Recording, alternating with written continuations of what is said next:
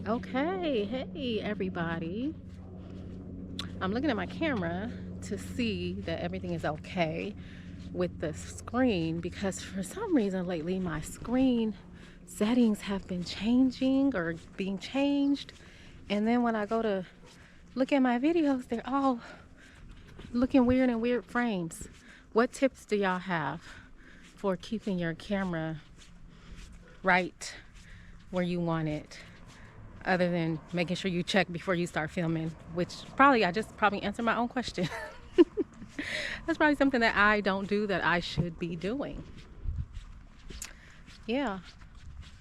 Anyway, I'm out for a walk. You can see that the sun is kind of going down. In some areas, it's more shady. It's almost evening time. But it was really interesting because I had a late lunch today. We had a late lunch. And so I was finishing up my curriculum and we went to... You call me too, okay? Hi, neighbor.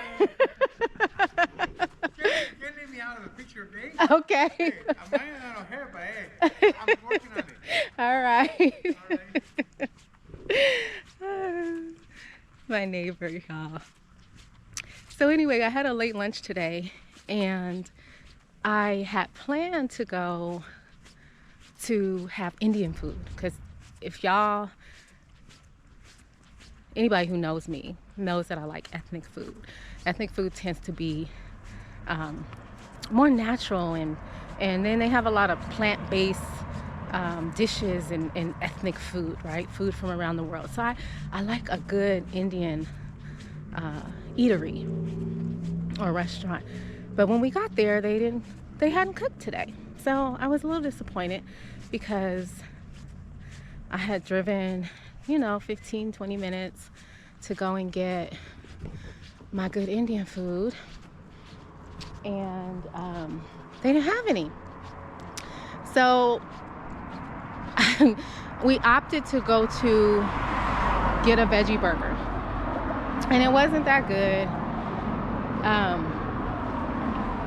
It just wasn't, you could just tell when the ingredients are not fresh like you make them at home. It just wasn't good quality. And so I kind of got mad at myself. And I said, why do I keep doing this to myself, right? Like, I know I'm gonna be disappointed. I spend all this money because let's be real, food is not cheap these days anywhere, okay? And I said, why do I keep doing this? Disappointing myself, spending this money on this food that's not going to do me any good in my pocket or in my body. But as I was thinking about that, it came to me that I wanted to talk to y'all about something today. I had planned to do a video on some more body care kind of routines, like natural body care routines, but for some reason this was calling me because I feel like it's a message that folks need to think about. And I don't want it to sound like I'm jumping down folks' back or being judgmental, but I kind of am, including myself, because I think about how many people I know and think about how many people you know, and you may be one of those people. All right. Somebody driving by saying hello. I don't know who they are, but when you have a camera, everybody wants a piece of it. And I'm just the one, I'm the character. If my husband was here, he would be like, stop it, stop it, stop it. That's not you, don't act like that. And I'm like, oh baby, you just don't know. But anyway, I'm silly and goofy and laughy like that. So anyway, I think I was called to talk to folks who are struggling with things like anxiety and depression and for that, any ailment for that matter, right? Like anything that is not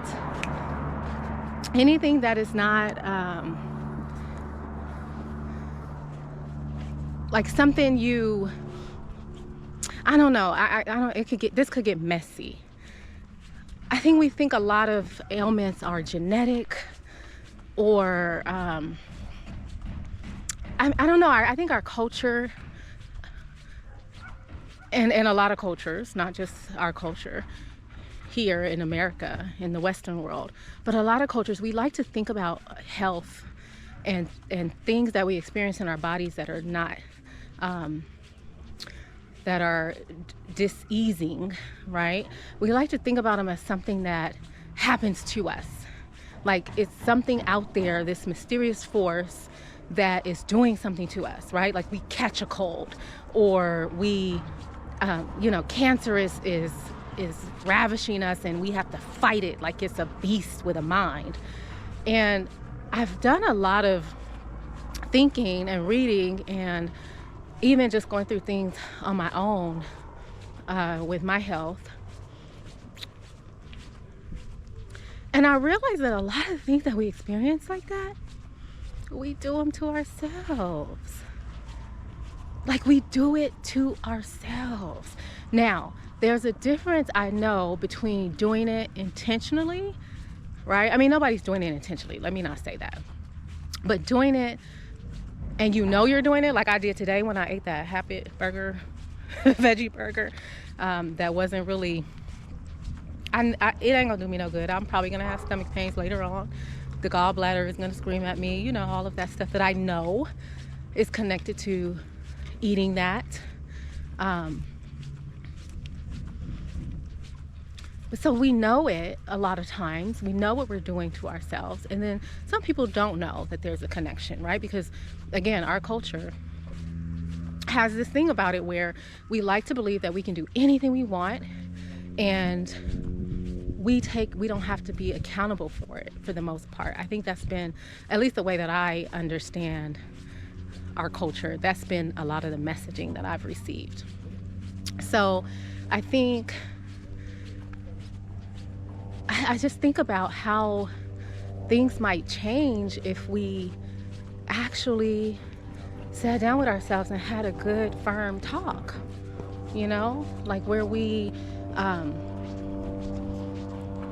look at the connections between the things that we're doing, right? Like putting in our bodies, exposing our bodies to, and how we feel, right? It could be as simple as that. When you do X, you feel Y.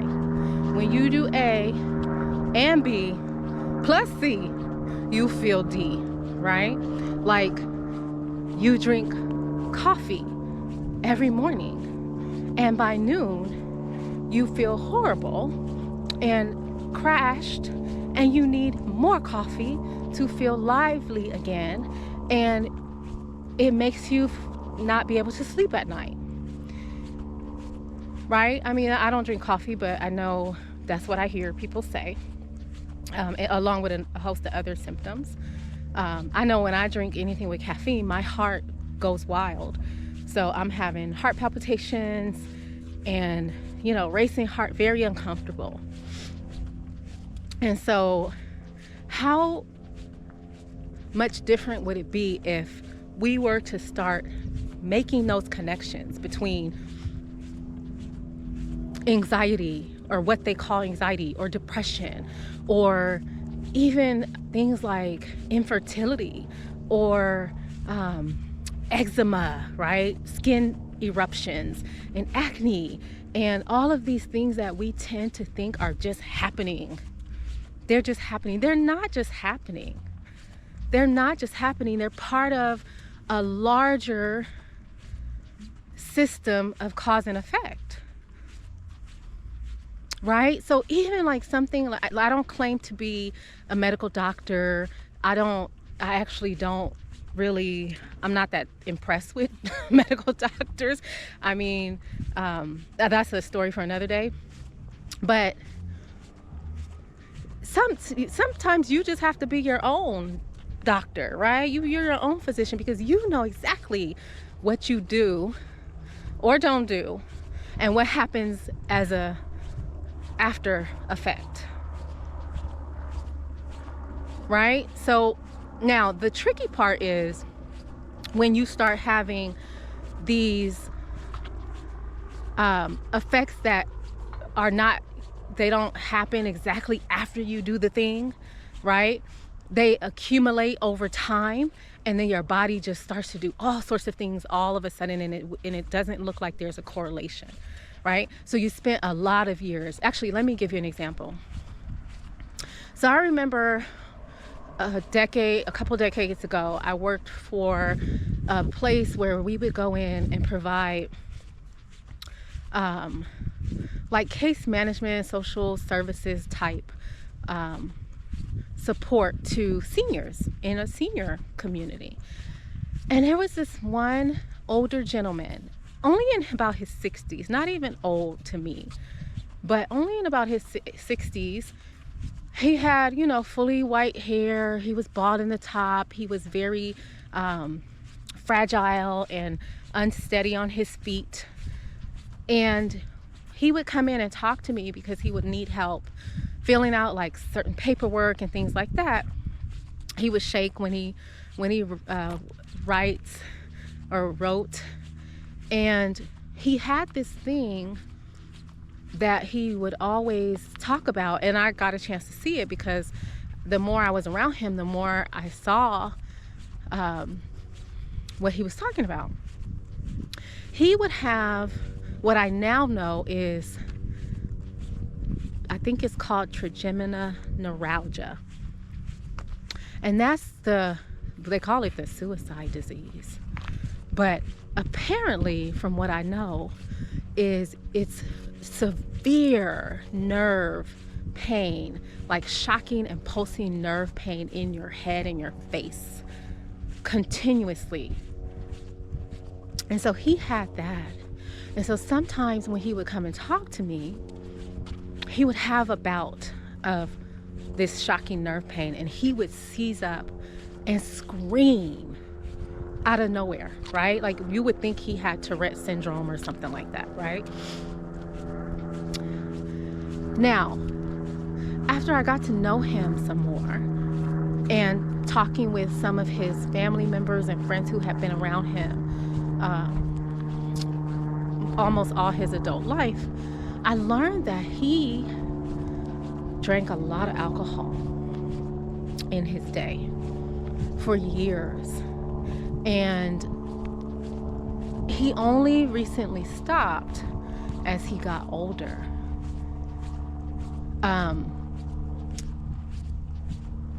Now, what a lot of people don't realize is, and he didn't have this nerve condition when he was younger and he was drinking alcohol, but he developed it in his old age. Do you see where I'm going with this? Sometimes I think we feel like just because we can get away with it in the moment or in that year or in that decade, that it's going to be washed away. And it doesn't work that way usually. The body is a collective.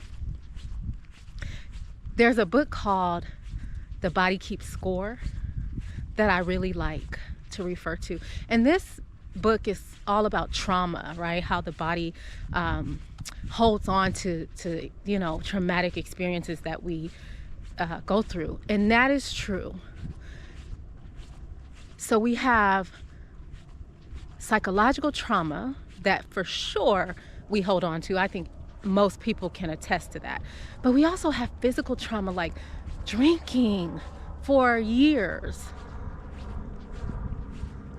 abusing the body in that way, that the body holds on to that. It has to come full circle at some point.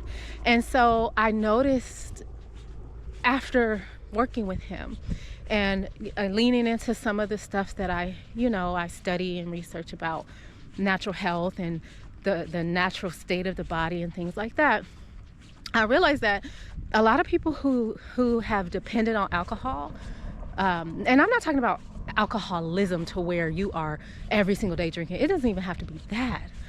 But having it as a regular part of your lifestyle can even, I mean, anything that's part of your lifestyle that's not good for you can show up immediately or over time in a way that you don't want it to show up. Just the same way that, you know, eating very healthily for a day can benefit you, and definitely for years will show up later on in life for most people. Like you will see the benefits from eating healthy. So why don't we think about the same things for the things that we do to ourselves that are not healthy, right? So I just was kind of thinking about that, right? I was thinking about, what if all of these people who are diagnosed with anxiety and depression and some of these autoimmune diseases, things that we didn't see, got some little bikers riding their little bikes in the street behind me. That's so cute. And they're having fun. That's what people do around here. Desert folks get motorcycles and ATVs and ride around the desert. But anyway, all of these weird kind of new and emerging ailments that human beings are suffering from today. And I mean new because if you look back 50 years, 100 years ago, you didn't hear about these types of things. And I don't want to hear folks tell me, oh, it's because we didn't have the science and the understanding. I don't think that's what it is. Sometimes yes, but sometimes it's because people are actually experiencing new things that weren't around back then, right? I mean, there wasn't a whole host of people who weren't infertile, right, on the male part and the female part. And so what if all of these ailments are actually coming from the way we've treated our bodies? Like, imagine if folks had that knowledge and understanding and tendency to look at their health in that way. How transformative could it be? And I'm saying this because I've seen it for myself. And I see it every day if I make the wrong decision. Right? Now, the problem is some of our bodies are so used to having to deal with the horrible things we do to them that they aren't even in a state to start to let us know something's wrong. So it just holds on to, you know, like some people talk about, oh, I can tolerate alcohol, I don't throw up, I don't do this, I don't. Well, that's kind of scary because you're putting a poison in your body, and your natural state of being in the human body is supposed to reject things that are poison or things that are not good for you. Do y'all get what I'm saying? I don't know. I have this one family that I watch on Facebook. I kind of follow them, and she just had her second baby, and her first go round with her first baby, she suffered from postpartum depression. And I saw her post something the other day where she said she's fighting her way through postpartum depression this time around too. And I wish that let me not say I wish, because I don't know her. I just kind of get what I get from watching her and what she chooses to share on Facebook. But I wonder how much more successful she would be if she were to entertain the idea that maybe the nutrients as far as supporting your body, right? Because after you done grew a whole human being and you're nursing a whole human being, and you did it just a year before for 2 years, like I did with my kids, right? My kids are not a year apart, they're 2 years apart. But I nursed 4 years straight. And so that takes a lot from your body. And it may be one of the reasons that a lot of moms experience postpartum depression, and even depression throughout their pregnancy, because your body needs certain chemicals and certain nutrients to do what it needs to do. And especially if your baby is taking some of those nutrients, right, or demanding a lot of those nutrients, and you're not giving yourself back those, or you didn't have any to begin with, right? Because I know somebody who, when they got pregnant, they lost all their teeth. What does that tell you? What does that tell you if when you get pregnant and you grow a baby and you start to eat things, your teeth crumble, right? There's a calcium problem. There's probably a magnesium problem. There's problems with the building blocks for your structure, bones, teeth, minerals that add to that structure and keep them strong.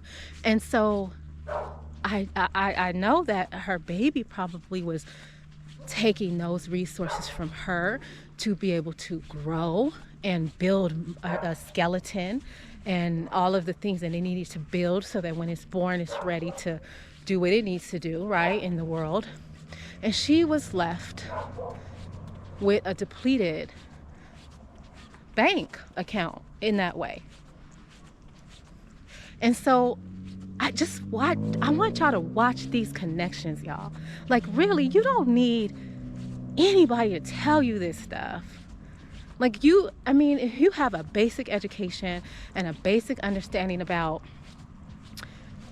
chemistry on this planet, right? You don't need to have, degrees or anything, but you can watch how things go together and make and understand.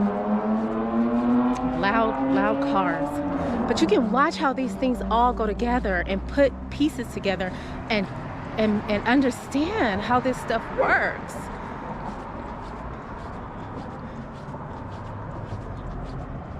So anyway, I do have faith that y'all are onto something though. Like I'm gonna leave it there, because I think that we are in a time and moving into this new year, I think that people are waking up. People are looking for answers because they have not had the answers that have actually helped them to deal with some of this stuff, right? A lot of people are aware that popping pills is not going to help in the long run, or sometimes not even at all, right? A lot of people are becoming aware, right? What they say is woke, right? So I know that y'all are out there where you all are starting to ask questions. And like I said, you don't have to have this, prestigious education and experience and background to where you can articulate all of this very clearly without any fault or, misses. You just have to watch, ask questions, watch, observe, take note, and you are your biggest research project. Like, you and your body, you're your biggest research project. So I know there's a lot of people out there doing it, asking questions, rejecting that traditional kind of view where health is something that's happening to you and you have no control, right? So I just want that message out there. And then once we start to accept that message, then we got to talk about breaking the habits. Because like I did today, I know what I'm supposed to be doing and not doing, and I did it anyway, right? So breaking the habits, rejecting the convenience that I talked about in one of my other videos, right? So anyway, I'm curious to hear what folks think about this. This was just something that was on my mind today, and I just wanted to bring it and put it out there. I'll see y'all next time. Bye.